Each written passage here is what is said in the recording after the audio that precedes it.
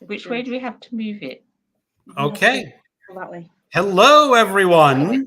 Welcome to Monday Live with Alan and Greg and two guests. We got two today. We got Roz and Tilly from England. How's everyone doing today? We're doing just great, actually. Yeah. I'm visiting Tilly. I'm at her house. You're in Leeds. I'm in Leeds. Yep. Right. Well done, Alan. You remembered. Oh, sure. Before we get started, we because it takes a while for the commenters to get here. But I'd like to kick us off by saying I think Tilly is like one of my oldest BookTube friends, and then Roz is second because I'm going on 6 years, and Tilly and you, Roz, you both were in the first Faulkner in August, but you didn't have a channel yet, Roz, and I must have found Tilly through Victober. I found you. We started at a very similar time, and after I'd started, I was looking for other like newbie booktubers, and I remember I found your booktube newbie tag, and I left a comment on that one. So that was how we ended up knowing each other. So it would have been, And now, like I communicate more with Roz, but I feel like I've been to your wedding. I've seen photos of. I know about your volunteerism in Ukraine. I don't know how much you can talk or want to talk about that, and then Roz, her adventures all over the. Is it fair to call you a globetrotter, Roz? No. Freshly back from Athens. Yes, I know. I got photos. Cool. Yeah, she honors me with photos, and I get the inside info. I travel vicariously through Roz, and so it's great to have you guys on the show. Indeed. It's lovely to be here, and thank you for doing your Monday night live in what must be like morning or early afternoon for both of you. So it's not night at all, but well, it's quite all right. We often do afternoon shows, at least for me, for people in the UK or in Georgia or wherever, because of just the time difference. So we get a whole different crew that watches when we have an afternoon show than an evening show. It doesn't matter to me. I mean, I've been up since like 2 o'clock, 2 a.m. It's 11 a.m. now, but I Zoom a meeting out of Dublin, Ireland every day at 5 a.m. So I'm up and doing stuff. Cool. It's because you're so young and vibrant, Alan. Yeah, something. Yeah, or the I won't give my secrets away. Yeah, I talked to him. He says he's always up in the middle of the night, and I said, in the middle of the night, I'm sleeping. I take naps periodically. It's a habit I got into. I don't know what my brain does. Every time I get up, I kind of get something to eat. So maybe my brain's waking up. Time to eat. Time to eat. Could be. Or my bladder and my dotage isn't. Is like my old age wakes me up too. I'm a big believer in napping at the moment. So we're on the same page there. Well, since I've always liked napping, but especially since I retired, I just love my afternoon naps. I just had a nap this afternoon. So that's cool. Vouching for that. Lovely. So we have a few people in the chat, mostly audio, books, and philosophy. Hello. I think that's super familiar with that channel or person. I think that's Al from Mighty Om. Changes name sometimes. Oh, hi, it could be. I can see book chat with Pat, and I know we've been exchanging the odd commenty message, me and Pat. So, that's a great commenter, hey Pat. Yep, we got Winterland and Pat. Hello, Pat's new channel, but she's starting off strong. Yeah. And Katrin Ziegler-Meyer. Hello. Yep.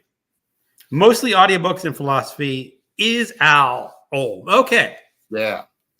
Really, I read that as that's AI, and I was like, "What's AI doing?" In the chat? Speaking over our chats, you'll have to worry when AI reads the books and chats without us.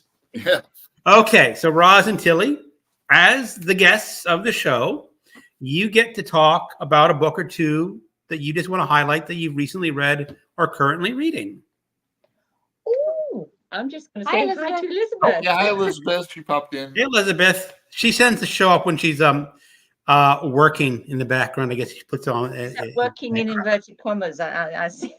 I did that all the time when I was working in BookTube. Just put on the BookTube. Computer programming is easy. You watching stuff at the same time. Yeah. Mm. I wish I could do that in my job. That would be tricky in your It would job. be harder, yeah. No, you got to pay attention in your job. Hi, Brian. Lovely to see you. Yep. Brian is in the chat room.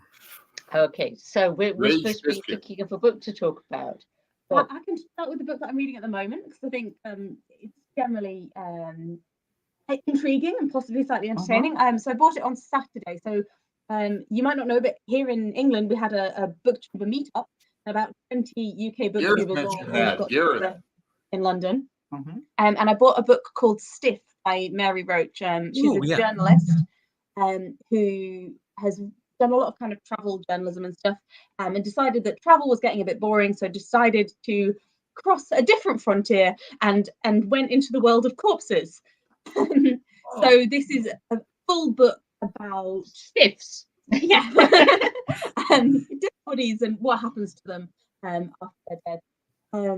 Oh yeah, love seeing Gareth's pictures. Yeah, I think he's put up a video which I haven't yet seen and a few pictures of the meetup. Yeah, so I've started reading it and it's really entertaining. It's got a real sense of humor. It's funny because Roach doesn't seem to particularly like what she's doing. Like she's quite disgusted by everything, but at the same time as trying to be really open-minded and interested. So yeah, really enjoying that and would recommend it to anyone who I've read it. It's a good one. When did it come out? I'm not entirely sure how new it is, if that makes sense. Oh, I read it at least 10 years ago. So maybe it's just it looks new. Yeah, it looks new. So, So, oh wow. there yeah, you go. maybe it's just a new edition. Yeah. Could be. Yeah. I read a couple books by her. She used to be really popular with a book every year or two, and I haven't seen her come out with as much, or maybe I'm just not paying attention to what she's been publishing. Yeah. So I feel like I should just nip away and get a few books, because that's the thing that we forgot to do before we started. Well, And prepare some books. well, no, I could just run and grab some while you were talking about something. Does that work? yeah, or somebody else can talk about it. So, I thought, yeah, that's pretty good. The Over the dog. Yeah, the dog's keeping us company here. all right. So I'm only about a third of the way through it. Does it continue being kind of funny and interesting all the way Yeah, through? it's very episodic, as I remember. She has different chapters on aspects of the death industry. Yeah, exactly. So I've just read about embalming and previously read about sort of obtaining bodies for dissection and all the body snatching and things. Now, what book are you talking about again? Stiff by Mary Roach. Oh, okay. Because it could almost be Flights. Remember that book, Flights? Yeah. But go ahead. I'm sorry. Oh, Go ahead, Tilly. Plus it's back with books. back with books. It's like I never do book hauls on my channel, but like this is my book haul from Saturday. Oh, that looks good. Oh, Plus excellent. Stiff, of course, which I think is elsewhere. So as I say over there, brilliant. So the thing that I literally there's a couple of things I've just read, but one thing this is a I have to remember this back to front on StreamYard. So I have trouble telling my left from my right at the best of times. Oh, When yeah, they're no. reversed, I'm a goner, aren't I? Right. But so this is an odd book, but lovely. It's called Nest. It's by Robert Macfarlane.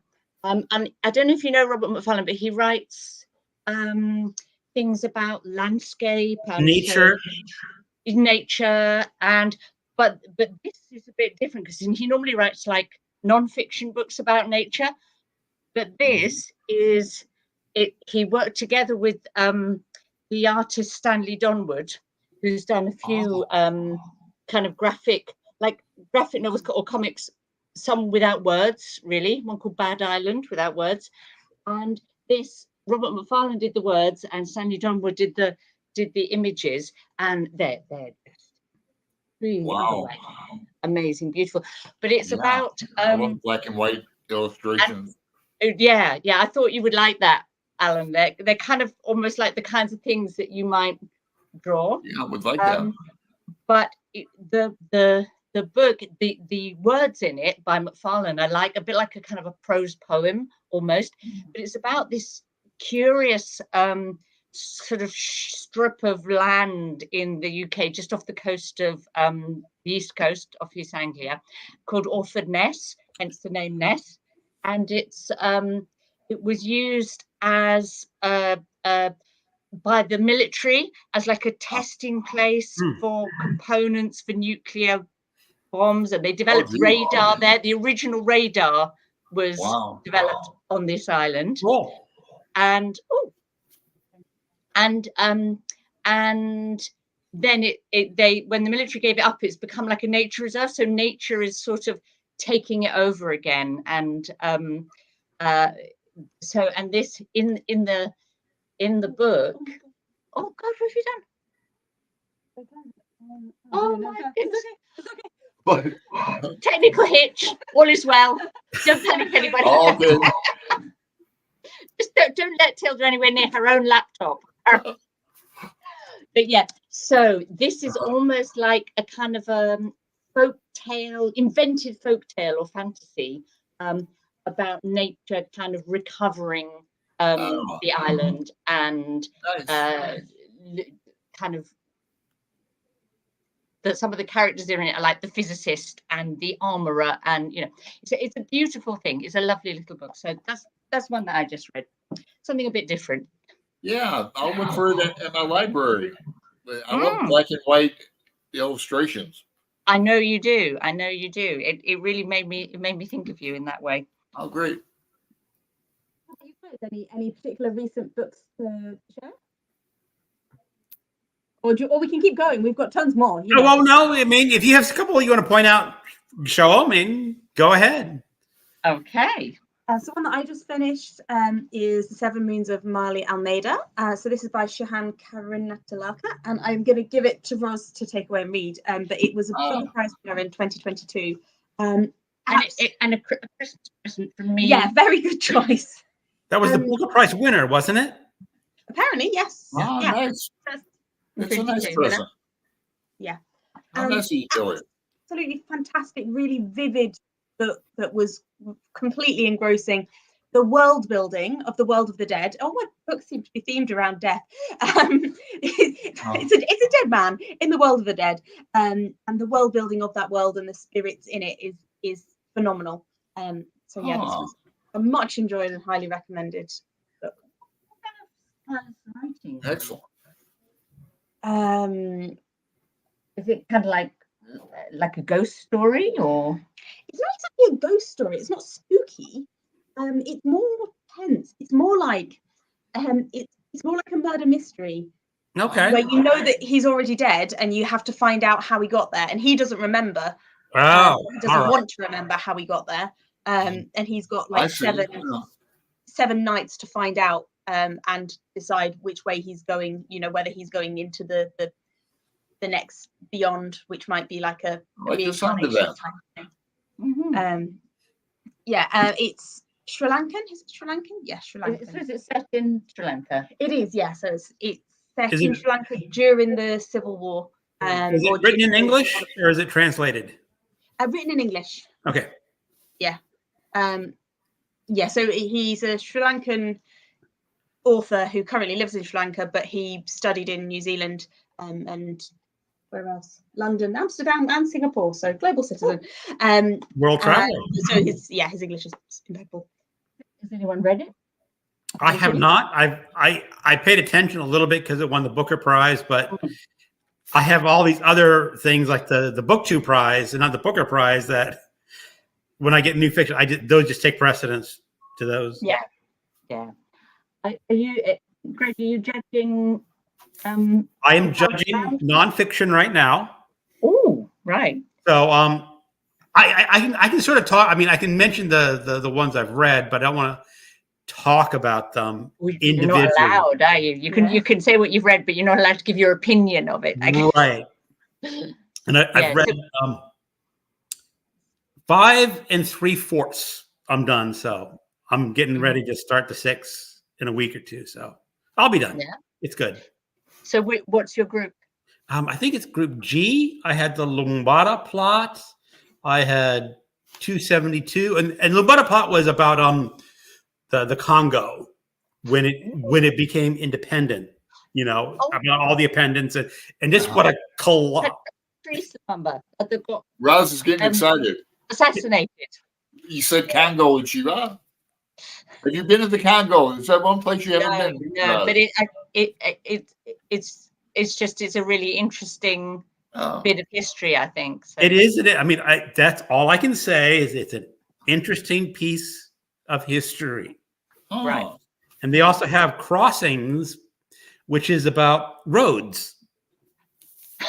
And it's about roads, but what crosses a road after you build a road?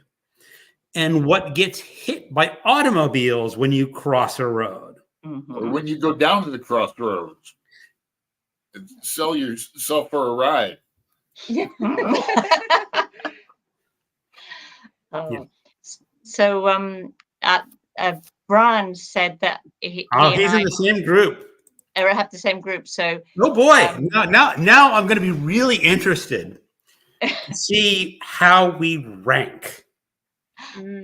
Because now I Brian and I agree on a lot, but we have slightly different tastes in some things. So I think he's in the same group as me, so it's a fiction group rather than he's in fiction, okay, he's not doing mine. Oh well. Is that the group with the bee sting in it, Fran, and Loved and Missed and but The Vaster Wilds by Lauren Groff. And it's an interesting group.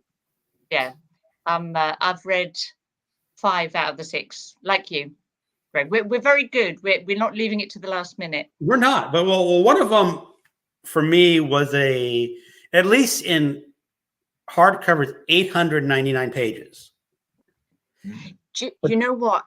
I'm a wimp, and I've never volunteered to judge a non-fiction round at all because so often they're just absolute whoppers, aren't they? It seems, and sometimes some of the novels are long, but they're not usually all really, really long. But last year, the people that had to read Comet, it's like, I'm not sure I'd get through 6. Red Comet actually got very far. Mm-hmm. I think it made it to the final round. I'm not positive, but one of the books that I really wanted to read is called The World, The World History, but it's 1,400 pages long, and it's like 68 hours in audio. And I said, I just can't. I mean, I'm retired. I could possibly do it, but it would take so much effort. And even with this one, which is 899, which is about half the length of it's taking me a couple of weeks to get through. So yeah. Now, of course, Alan, you are big hard books and classics, so you're not afraid of a big book, are you? No, not at all. Tackling like Shadowram right now with Greg. In fact, Shadowram, you would like this. It takes place in Bombay and that. But then I read little thin books too.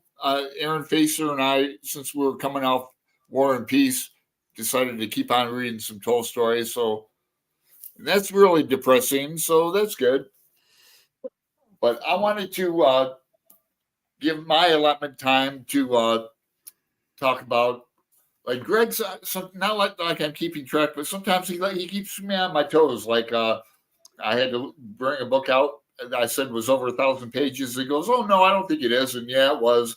And I said something about the Divine Comedy, and he goes, "Are you sure you just didn't read the Inferno, Alan?" Because Roth and I, practically studied this book and here's the Inferno. Remember, I sent this to you I because I had two remember copies. it well. One side is in Italian, the other side English. But anyway, I've been reading the Divine Comedy. I look sometimes.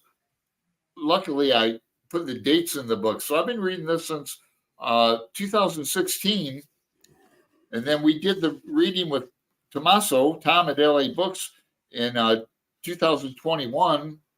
So went through it, and so I'm glad. Yeah. Frank Like, Delaney, the really Irishman, like turned me on to it. The late great Irishman Frank Delaney, Joycean. Mm-hmm. But boy, what a great thing to read the Divine Comedy, huh? Oh, absolutely. Yeah. And But I know how you love reading Ulysses, and it's like when you read that, it really helps if you've read things like Divine Comedy. Like he references so many things, doesn't he? That it kind of things you Joyce? haven't read, you feel inspired to, because you think I ought to know this, because this is what a bookish person ought to. See, I've only read the Inferno. I have not read the rest of the Divine Comedy. Yeah, I've also only read Inferno. And to be honest, Inferno is the best bit. Yeah, I like Paradiso most. Or no, I like Purgatorio the best. I like Purgatorio. Oh, right. Yeah.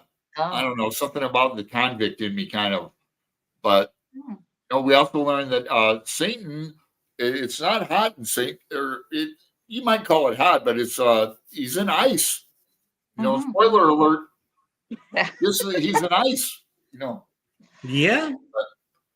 But I enjoy that. We're gonna have just say hi to Jim. Oh yeah, Jim's in. Jim is down the bottom. Hey, Jim. We're getting a lot of people from Europe and Georgia, and well, that's what I said. A whole different crew shows up in our afternoon shows, so that's good. But speaking of Tommaso and LA Books, he's going to be on for the first time coming up, so that'll be good. And I think in a few months. Yeah. So there's a few BookTube Prize participants in the chat. I know. See. I was about to say it's about time for me to get through the comments a bit, and they're just going through and clarifying. Stiff, yeah. He's in the same group as Roz, so you guys really can't talk about them. And here's Pat. She's also, like you said, she's doing nonfiction, but not the same group as me. And here's Elizabeth. I know she's in a nonfiction group. 2 of the books of my BookTube Prize are the long list for the Woman's Prize in Nonfiction. Well, see, now I can just look you up and see what group you're in. Yeah. And the Women's Prize for Nonfiction is new. I mean, like, there's been a Women's Prize for Fiction for like years, but this is the first year they've done a Women's Prize for Nonfiction. And the list is absolutely stellar. I thought I like everything in it. I was thinking, I want to read that. I want to read that. I won't, but I will read some. I want to read Thunderclap, which is in that, and I think that's a BookTube Prize one as well. But we'll see where it gets. Which one is Thunderclap? Just remind me of the basic high level. It's about a 17th century Dutch artist that was killed in an explosion, hence Thunderclap. Kind of like contemporary of Vermeer, that sort of period. But it's also about the woman writing it and her relationship with her father and a love of painting, and how loving something, having something in common perhaps with your parent through a shared enjoyment of like art or literature, or so that made it appeal to me. So it's got different levels of different aspects. That reminds me, I'll plug, what's coming up, that Greg and Elizabeth are doing. You guys would be interested in this. Have you heard about it? September. They don't even have a name for it yet, I don't think, but it's Art September, reading books about art. And we have not solidified any other detail other than it's going to be about art. And so I got that ready to read. Excellent. I got a bunch of art books. Yeah. I'm in one of my kind of top books of the year last year, and I'm going to have to remember what it's called now, because Spirit of Place, I think it was a non-fiction book about art. I think writing well about art is a really it's a special skill. Not all writers can do it. Like it could to convey, similarly writing about music, like conveying a different art form in words. It is, because art is all visual and words are not visual. So yeah, exactly. So well, I look forward to that. Well, maybe I'll save Thunderclap for September. Yeah. No, it's not short. No, it's not enormous, but it's substantial. Now that has not been nominated for the BookTube Prize in nonfiction. That doesn't sound, or is it? Well, it might have been. It does not sound familiar to me, and I remember going over my big list of nonfiction books. Yeah. So, Greg, are you just doing the one round, or how many rounds are you in for judging? Well, I am going to volunteer for the next round, so we shall see. I also am volunteered for fiction, so I could get picked for fiction. I could get one of those. Or if it was like last year, Robert came by and said, we're kind of short on nonfiction judges.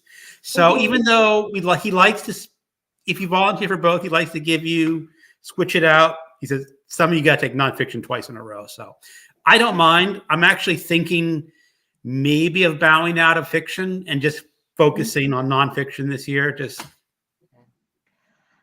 I have to admit that I slightly rely on the fact that, like, if I do the semi-final and the final, that they'll both be fiction, so that by the end, I know the maximum number of books I have to read is 3. Because if I had to do 6 different books in every round, that would take up too much of my bandwidth. And here's Elizabeth correcting me on my memory. Ah, I thought it was, Elizabeth. I thought it was. Oh, well. Well, I have this book, Rick Steves. He's on PBS in the United States as travel writer, Florence and Tuscany. It's from 2007, but I found it in the free library, so I picked it up. You've been to Florence, haven't you? Speaking of Dante, right? Yeah, we've both been together. Yeah. I was very young. Nothing for you guys.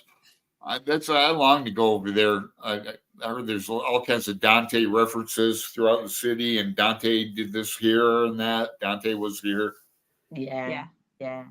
And I just watched a really interesting program about the building of the dome on Florence Cathedral by Brunelleschi.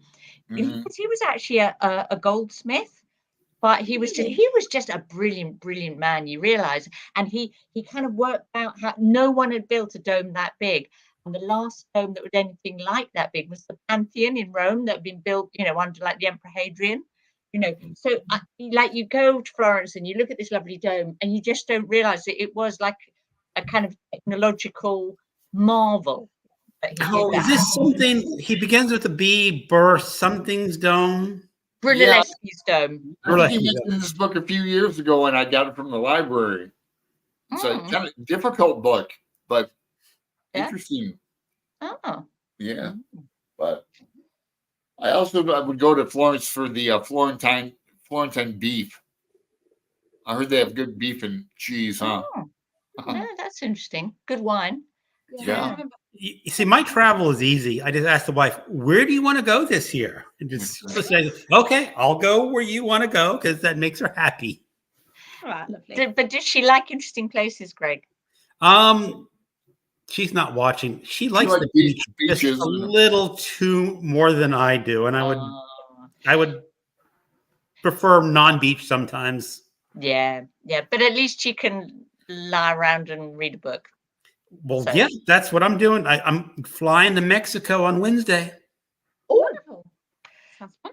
That's somewhere I'd like to go. I've never been to Central America. You have? Yeah. Oh, geez. I've been to Mexico, but just living in Phoenix, Arizona, going to Tucson and Nogales would be. But I've been living in San Diego, Tijuana. The trolley goes right to the border, but I never went to TJ. They call it TJ. Don't really want to go there, but I like Mexico. Yeah, it's actually, I mean, now when I say I'm going to Mexico, we're going to a resort in Mexico. The first year we did it, we had a car, we drove out to the real Mexico, and it's just so impoverished in Mexico. It's just parts of it was rather distressing, seeing just how poor it was. But our resort is, it's basically a gated community, and it's just lots of Americans, lots of Europeans going to Mexico. Yeah, and then Mexico I was talking about is New Gales. You go over there. You used to not have to have a passport even to go to Mexico. Now you need a blue passport. We would park our car at a McDonald's and just go over there for fun for a few hours. But even 10 years ago, it was really little kids selling chiclets and trying to get your attention all the time. Yeah. But I remember when I was in high school going to Canada, you just drove at the Canadian border, and the Canadian looked at how many people in the car. Goes, okay, see you later. It's like they really didn't care back then. But no, I lived in Toledo, Ohio, and we'd go to Windsor, Canada. You can go under the Lake Erie or over it through Detroit. So we go to Windsor, Canada, and Niagara Falls I've been to several times. It's a magical place for me. I like the water. Greg just got back from Niagara Falls. Yeah, it was great. So a long time ago I went to Niagara Falls, but what were you just saying, Tilly?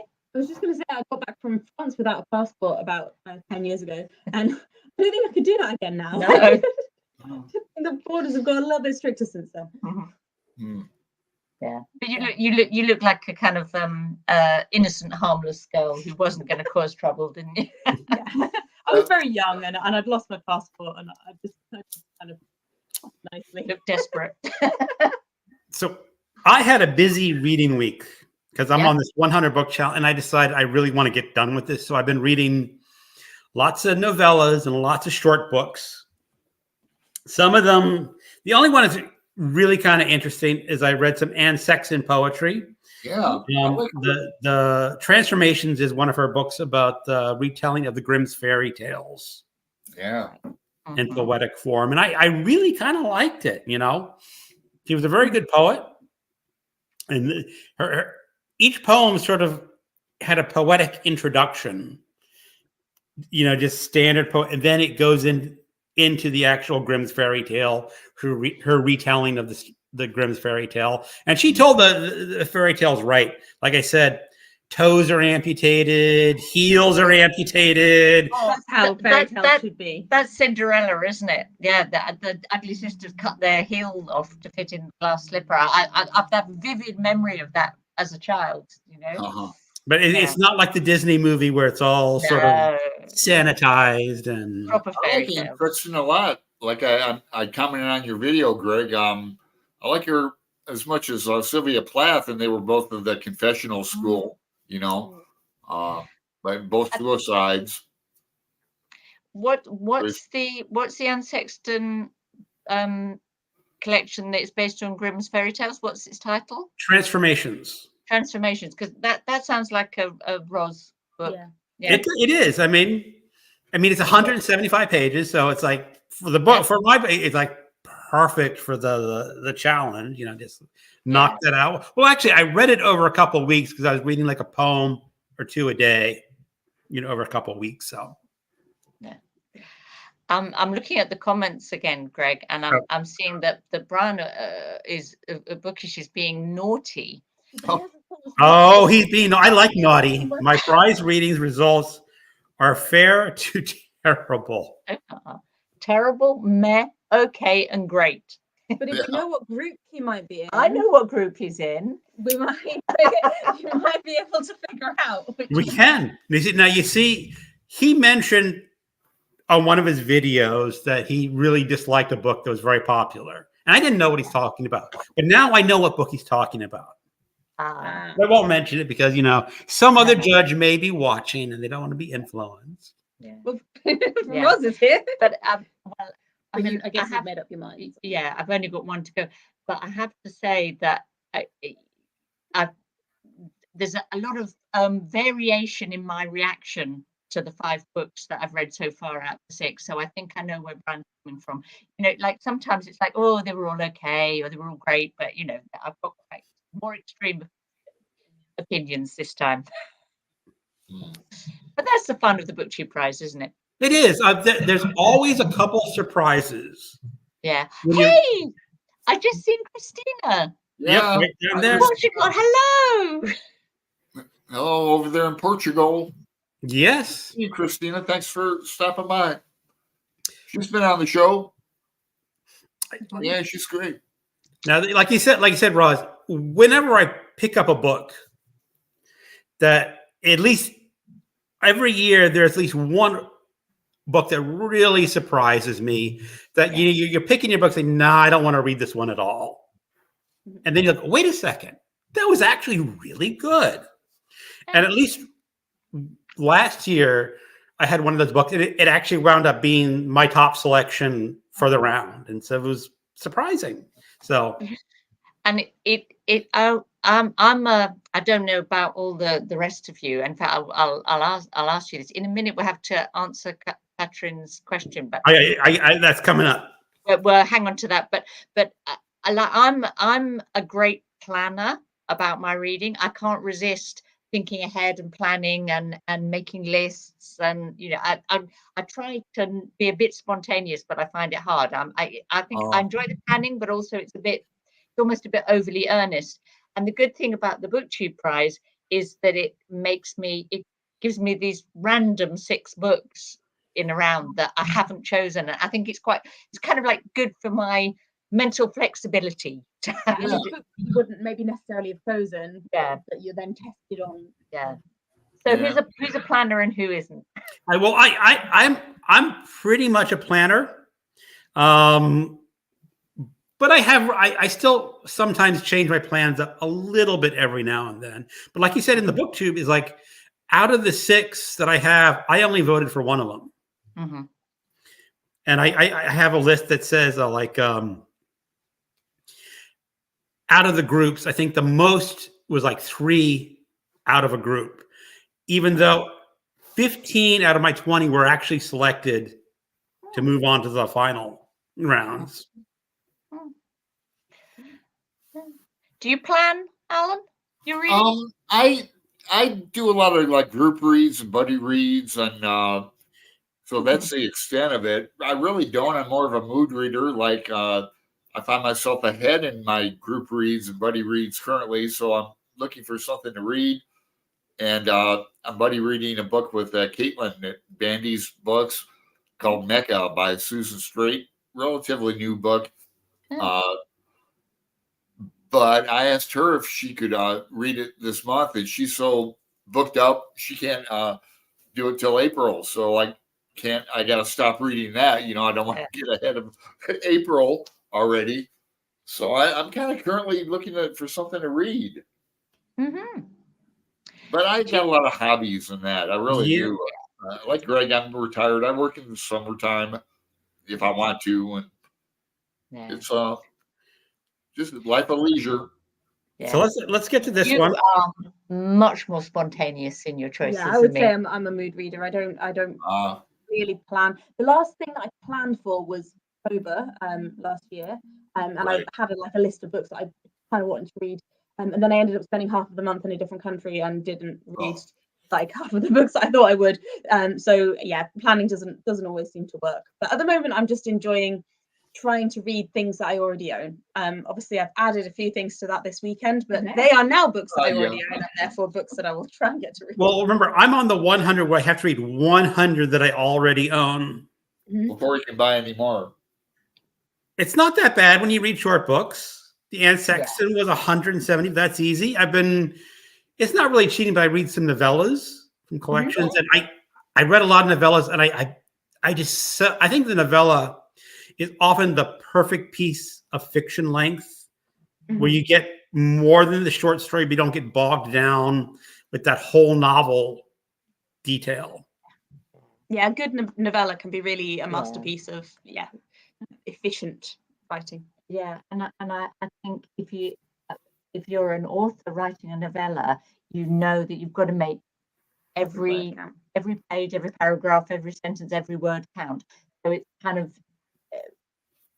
a little bit extra effort to polish. I'll enjoy a big novel, but sometimes you think, oh, you could have tried a bit harder with that bit, or trimmed that bit down, or that's a bit of wasted whatever. With a good novella, you don't get any of that. It's refined down to the best bit.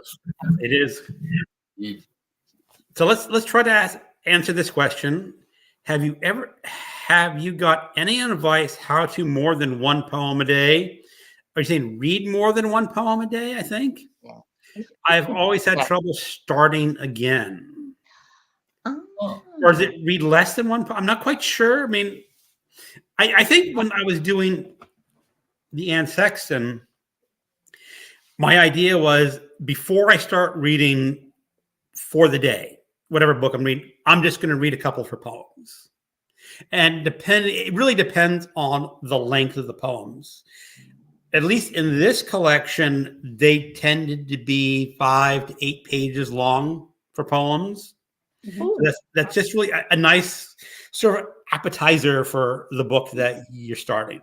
Now, that's unusual for her. She's not really. She's not a short poem person. Yeah, well, I guess she wrote some poems about Jesus that are rather long. She wrote. I'm trying to think of this other collection. Damn it! But carry on. I forget. Yeah, so it's just how I would recommend it is just start your day before you read your regular book. Just 5 to 10 pages of poetry a day. Now, I have to admit, was it Saturday? I had like a third of the book left, and I just plowed through it at the end. Like I'm just going to finish this. I think reading poetry. The Rosa's theory. Okay, so I read and studied poetry, like as a child, as a teenager, and so on, and then kind of stopped reading poetry and didn't read poetry for like barely at all for like decades, and then I started again. And I think poetry is one of those things that like you get better at reading it with practice. You do. Don't you think? It's like you and so I think, Katrina, if you stick with it, it'll get like I sometimes now will read a whole collection as I would read a novel, but I wouldn't have done that a few years ago. I'd say that I'm a bit of a believer in one poem a day or one poem per occasion. I'm not a great reader of poetry. I do like poetry, but I don't get through a lot of poetry. But I tend to maybe read one poem, read it 2 or 3 times, and think about it a little bit, and then put it down and come back to the book later in the day. And that might mean leaving the book somewhere that I'm likely to come across it a few times in a day, and give each poem the attention that it deserves. But that depends on the poet and the style. I'd like to read more newer poetry, and in fact, I was talking, I think probably Greg, about subscribing to. We have a magazine called American Poetry Review, and it comes on newsprint. It's just like a newsprint, but they've been around forever. Mm-hmm. Also, reading poetry aloud really helps. For about a year, I did Poetry Thursdays, where every Thursday I would just read a poem. And it really just sort of focuses your attention on the poem, because you usually have to read that poem aloud more than once, especially because I was doing it in just one take, saying, I got to read if I mess up, got to go back the line, stand line 1 and start all over. And that also really helps. Yeah. So I think you get more of appreciation for the cadence of the poem when you read it aloud. I was looking at the comments, and Pat was saying about having a collection of poetry that she's reading alongside the other thing, and I think that's really kind of good advice. It's really what you were saying, Greg, about like if you've got one that you've got on the go that you just keep dipping into, but don't feel like you have to read it all at once. And I think there's something, and it might be BookTube that's done this for me, really, which is nice. I've become a fan of the long, slow read. So I used to be what you'd call a monogamous reader. I'd start a book, read all of that book, finish that book, on to the next one. So just had one book relationship at a time. And you're quite monogamous. But now I think if you get involved in like group reads and buddy reads and so on, you get more into the habit of having a few things on the go at once.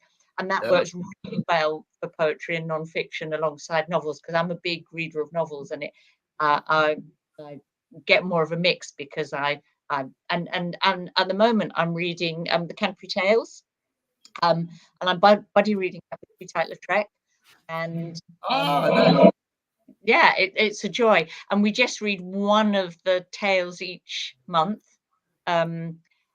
And like, I would have found embarking on the Canterbury Tales really intimidating, because it's long and it's poetry, and I'm trying to read it in the original medieval English. And if I hadn't got into that habit of thinking it's okay to do like a long, slow, spread it out kind of read, I would never have embarked on it. But doing the Divine Comedy helped for that. Oh yes. Roz, I'm almost the exact opposite. Was it 2021 or 2022? Was one December where I was involved in like 5 group reads of books, and I was trying to read, and all of a sudden my brain just said, "Okay," exploded, because I got this chapter of the Iliad I have to read. Oh no, I have to read this other chapter, and it's like, oh no. And after that, I sort of said, I really want to focus on just one book, at least one novel at a time. Now, like you said, poetry would be good because you're not really relating it back to the book, and you don't have to worry about the coherence in the story usually. Having said that, I can enjoy a novel in poetry now, if you know what I mean. Thinking of Katrine's question again, that would be another. There are a few novels in poetry. Verse. And I literally just read one this past week. It's called The Home Child by Liz Berry, and it's about it. In the UK, they used to do this dreadful thing in the 19th and 20th century of taking orphans, and they would send them to Canada or Australia or whatever, and they'd be like handed over to a family, and they'd use them like servants and farm laborers. And they were referred to as home children, as in they came from the home country, and so like that. And apparently about 1 in 10 Canadians are descended from one of these children now. Jeez. Anyway, this book, The Home Child, is like the story of her great aunt, or a reimagining of the story of her great aunt, who was one of those orphans that was sent to Canada. She was sent to New Brunswick, I think, or somewhere like that in at the very beginning of the 20th century. And it is a story. So although it's poems, you want to keep reading, because there's always like, I wanted to know, her character was developing, and I wanted to know what would happen next. Here, hold on. I have one here. Here we go. Greg's reaching for something, he can't quite get it. Yes. You need one of those extensions. This is The Golden Gate by Vikram Seth. This is not just poem. These are what are they called? Cantos, or it's a very specific poetic form, but I'll get there one day. And Pat's suggesting one too. Oh yeah, but Elizabeth is always naughty. I am. Of course. She says, well, for being naughty with our book 2 prize reading, so far my results are good, but not for me, not so good, and not for me, great, and for me. So one win. I have read, as I said, I'm basically finishing up my 5th book, and I'm going to be categorizing them as books that I think really deserve to go on to the next round, books that are okay, but I really wouldn't recommend it. And then I have reserved not for me, but I haven't gotten one yet. So right now, 4 of them are books that I know are just okay. 2 of them I really recommend, but I may have to promote one of them that's not so great into the 3rd round. just because you can't say I can't have a third place, but Yeah. Yeah, you've got to put something forward. Yeah. well, the thing is, my sixth book could surprise me. Yeah. I mean, it's like I said, it's not a subject that normally would float my boat, but you never know until you pick it up and see what it's got to offer. And sometimes the nonfiction that you end up enjoying exceptionally is something that you didn't know you were going to be interested in, but the way Absolutely. the person writes about it makes you interested in it, Yeah. I'm intrigued by Pat's recommendation, The Yeah, hold on. Poet X. Yeah, novel in let me try to make sure everyone's caught up nicely. Yeah, do a bit of catching up. Brian can only read a few poems at a time. Always try to have a collection of poetry, says Pat, reading along with the novel. That's exactly what we're doing. Alan's poetry is excellent, by the way, says Brian. Oh, thank you, Brian. Thanks, Pat's been trying to do Poetry Thursday. Pat, just do it. Yeah, I do Poetry Thursday. Just pick a poem, sit in front of your camera and read it, and not worry too much. I'm going to tell you something. Very few people watch Poetry Thursday. Yeah. Just be warned beforehand. You also, at least for me, is like every time I did a Poetry Thursday, I'd look at my analytics, -1 subscriber on this. Almost without fail. Yeah, it's like poetry. Oh, I'm out of here. Yeah. Poetry. I'm out. And Pat, just roll with it. Yeah. Every time I do a guitar music video, I lose 5 subscribers. So you think I'd learn? But I don't. So evidently, I don't care. I don't really understand that because I don't ever unsubscribe from somebody that I've subscribed to. If they put a video up that I don't want to watch, I just don't watch it. Yeah, I mean, I had subscribed from people, so I understand. Yeah. I've never unsubscribed from someone for something they put in a video. That's just. No. But that's just me. So Brian says my last 2 BookTube prizes are ready to get from the library. Nice. Thank you so much for your help. I feel much more motivated now to continue poetry, and will put my volume next to my cup of tea for tomorrow morning. That's a perfect idea. Like a plan. Yeah, that's definitely that really good plan. Oh, wait a second. Yes, Poetry X is a novel in poetry. I did a video about it last week as a banned book. It's a beautiful book. Ooh, poetry. I'll have to. We're all going to have to go and watch that video now. I'm really intrigued. Yeah. Not YA, but accessible to a younger audience in terms of poetry sometimes, unless I'm mistaking it for a different book. I think I can picture the cover, but maybe Pat will tell us a little bit. It's by Elizabeth Acevedo. Yeah. And she does write across different age groups, I think. Yeah, although Pat's just said it is YA, so it's the one I was thinking of. I've heard really fantastic things about it. Yeah. So her 6th book is not surprising me at all. It's killing her. All right. No really surprising.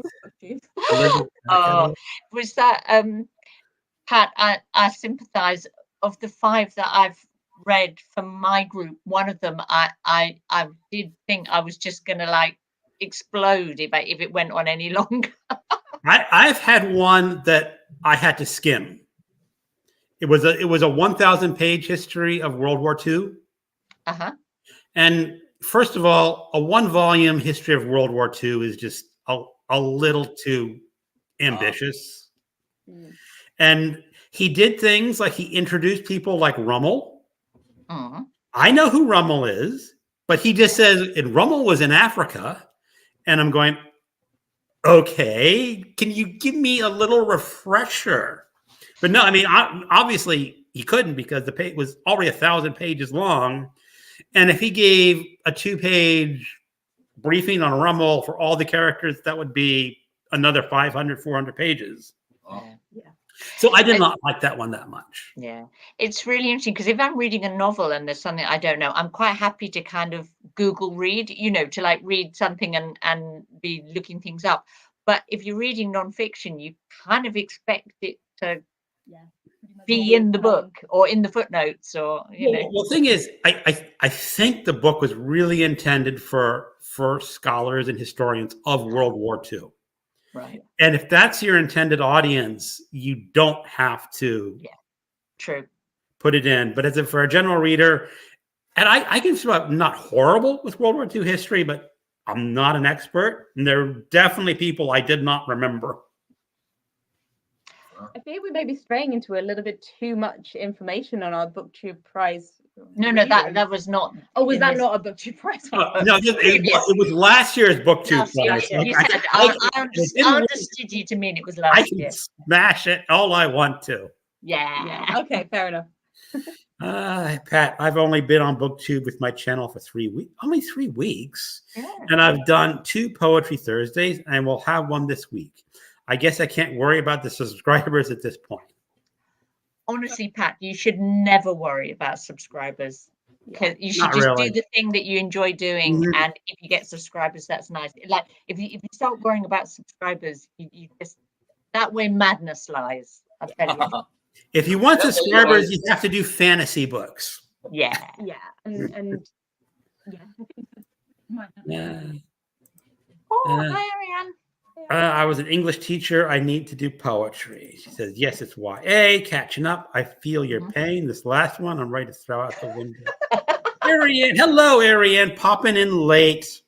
Oh, good to see you. That's it. Oh, wait, we have one more. Exactly. I'm just doing what I want to do at this point. Saying, Pat, don't worry about it. Yeah. I think. And that's continue in that way, and you'll be doing fine. Yeah.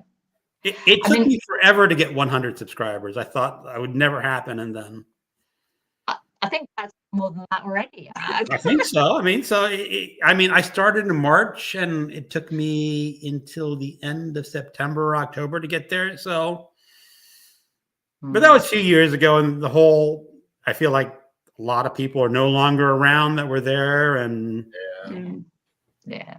Yeah, I can name people who were really active and I don't know what happened to them life and jobs. Yeah, true. Yeah, that happens. Yeah, it does. And if everyone who started stayed forever, that would actually be unmanageable, wouldn't it? You know what I mean? What I mean is, you need a natural. A bit of turnover is okay, I guess. It is. And it's good discovering new booktubers too. I just making friends with a couple guys, and there's that one guy, James. I forget his channel name. It's like I forget. Wait and Curious. Yeah, and everybody subscribed to him already. And how often do I say I'm always the last to know anything? I mean, it's like this guy.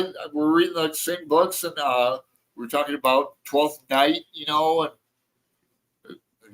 da-da-da. And I look at some of the comments, there's okay, and him too, and her, I know her, and everybody. But BookTube is great. But the lovely thing about BookTube, I think, is that everyone is very so sweet about each other and so friendly. And I know, the meetup on Saturday of booktubers in London, so there were Eric and Katie there that both have, 25,000-30,000 subscribers, and then people with 300 subscribers, and nobody cares, No, the thing I notice is on these is because we're all book people, you feel really comfortable saying this is my tribe or something. Right. And it's very different. I went out to dinner with some of my neighbors, the other night, and they're fine people. I like them, but the conversation isn't as lively as what it is on BookTube. If we had a BookTube meeting in Virginia or wherever, it'd be much more lively because you're all in this together, and you can have disagreements on books or agree on it. It's all good. And Gareth told me about it on Boxer yesterday before or maybe even 2 days ago. Yeah. What day is it? Oh, but yeah, he told me about it even before he was going to go. So he took the train up there, the Brighton train from Brighton to London, right? Yep. I hope to ride that train someday. Someday, I'm trying. We're trying to get to England someday. My wife and I, you know. But she retires in May, so it's a lot more possibilities coming up. Yeah, I bet you'll be over there next year. I would doubt it. Greg, I want you to put up Christina's. I'm gonna put that up. I remember when you started, Greg, you were very serious, and then you retired, and your demeanor changed, became much lighter. That sounds good. That's very astute, Christina. I noticed the same thing. I wouldn't have dared say it, but I did notice the same thing. Yeah, I like to take some credit for that too. Yeah, Maybe. Soften them up. That's always silly. Yeah. Oh, because before I retired, my job was just like I was like, walking my wife, so worked up things. I want to quit today. I don't care if we lose the house. I'm quitting. Well, my air conditioning turned on for some reason. I have a remote control, and I haven't had it on. It snowed in Portland over the weekend, like at 500 feet and above. So still snowing. I don't know why my AC. I don't know if you can hear it, but No, we can't hear it. It's okay. No one cares. This is a very informal. Yeah. True. But I'm just saying, ghost in the machine or something. Anyway. One day, Christina. Yeah. Yeah. Our next one might be in York, which is also a lovely place to visit if you were tempted. Yeah. Now MJ was trying to do one in New York City, a meetup. We're still thinking about it. Right now, Philadelphia is going to be our meetup in August. I think they have a bookstore crawl in Philadelphia coming up. So great. And August, Lee, that's a perfect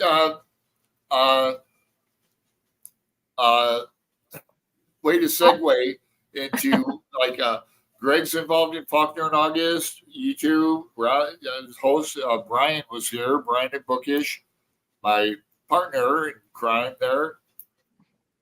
So and Christina, I can't remember. I think she's been at least one. Hi, Gareth. Hi.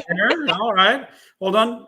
Hi, Gareth. Just pop in and say hi, but I'm playing D&D at the moment, so I can't say. But wanted to say hi and give you online hug. Hey, Gareth. Yeah, Gareth.